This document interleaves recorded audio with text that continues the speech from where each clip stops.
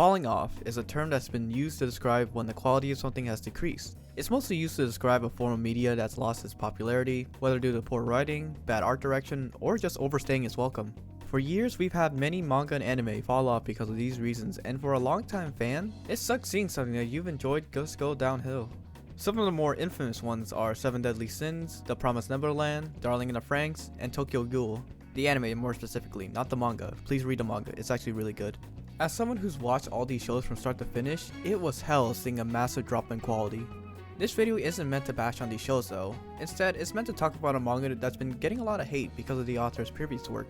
One that a lot of you have read before and know just how bad the ending is. The manga that I want to talk about is Astro Royale. Before we talk about the manga, we first need to understand why a lot of readers hate this manga even before the first chapter came out. You see, Astro Royale's author, if the art wasn't already a dead giveaway, is Ken Wakui. He's a veteran author with many works under him, dating as far back as 2005. When his latest manga was announced by Shonen Jump as one of his weekly series, a lot of people were bashing it, creating memes about how bad it's going to be and how this manga was going to get axed pretty fast, creating what a lot of people are calling the reverse Kagurabachi effect. It's worth noting that most of the hate is coming from Western readers and that the majority of Japanese readers are actually really loving the series. Really showing off how much America sucks, huh guys? But why is this manga getting memed on so much, I hear you ask? The majority of the hate for this manga mostly has to do with the author's previous work, Tokyo Revengers, and how it ended. To keep a long story short, the latter arcs of Tokyo Revengers were very mediocre, as it introduced new characters that overshadowed the old ones and new elements that fell out of place. This ended up making the finale feel very rushed and disorganized, leading to a very disappointing ending. If you want a more in-depth analysis of Tokyo Revengers, I recommend watching Bones' video on it, as it goes over all the arcs of the manga and where specifically the manga started to fall off. I watched this video to get a refresher on Tokyo Revengers because I did not want to sit there and waste my time rereading all 278 chapters. I play fake Go for crying out loud, I'm already in hell. So now that you guys know the context behind where this manga is getting all its hate from, is it actually as bad as Tokyo Revengers? Well dear viewers, after spending less than an hour reading, I can safely say that this manga is absolutely I'm kidding guys, it's not that bad. I went into this manga with the mindset of someone who has never heard of Ken Wakui or any of his other works, as I wanted to give the author a fair chance. So, what is the story about? The story follows Hibari Yotsurugi, the son of the Yotsurugi family. They're known around the area as a good Yakuza family, as they don't go around doing all the illegal activities that most Yakuza are known for. This is thanks to Hibari's father, as he wanted his family to protect people in need and stand up against injustice.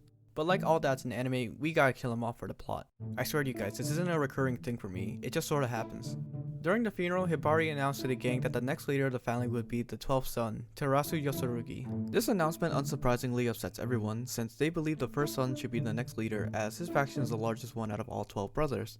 This would lead to an internal power struggle if the story progressed normally, but Wakui puts a twist on it by having Tokyo become a dystopian world and giving everybody superpowers called Astro. With this, the 12 brothers will have to battle it out to see who will become the next head of the family. Yes, dear viewers, this manga is a battle royale between all 12 brothers to determine who will be the ultimate gangstar, making this an Astro Royale. This joke isn't funny, I'm sorry guys. From the first chapter, this manga has a very strong start to it. It establishes the characters, the main conflict, and the setting of the story while putting a twist to it so that it doesn't feel generic. It feels like the author just went all in on the whole supernatural power in a gang setting, as he saw how popular Tokyo Revengers was. Now we'll get to see how creative he can get with the different powers that the characters will have. Hibari as the main character gets an okay for me. He wants to follow in his father's footsteps and be a Yakuza that helps people in need. There's not as much depth to him as I would like from a shonen character, but I give it a pass since the manga is still pretty new. As time goes on, I'm sure we'll start to see him grow and have more layers to him. The setting itself is the strangest combination I've seen. Putting together a Yakuza plot with a post-apocalyptic setting mixed with supernatural powers was something that I never thought would work, but it actually surprisingly works well. My favorite part of the manga is just seeing Hibari and his group going around helping people in need, as most of the government and military have just been destroyed and Tokyo is basically a lawless area. For me, I think this manga has potential. I know a lot of people still remember the horrible ending of Tokyo Revengers and are hesitant to read this, but I still think you should give it a shot. The art style isn't everyone's cup of tea, but personally, I don't mind the pencil neck designs of these characters or the way that the author draws his panels. It gives it a more unique design, and with the roster of mangas that are out, he needs to stand out from the rest of them. As someone that's read all of Tokyo Revengers and didn't hate it despite the ending, I'd say we let this manga cook for a bit since it only just started and there's not a lot of chapters out right now at the time of this recording. Everyone loves a comeback story, and I truly do hope this manga doesn't get axed and will keep going. Hey guys, thanks for watching my video.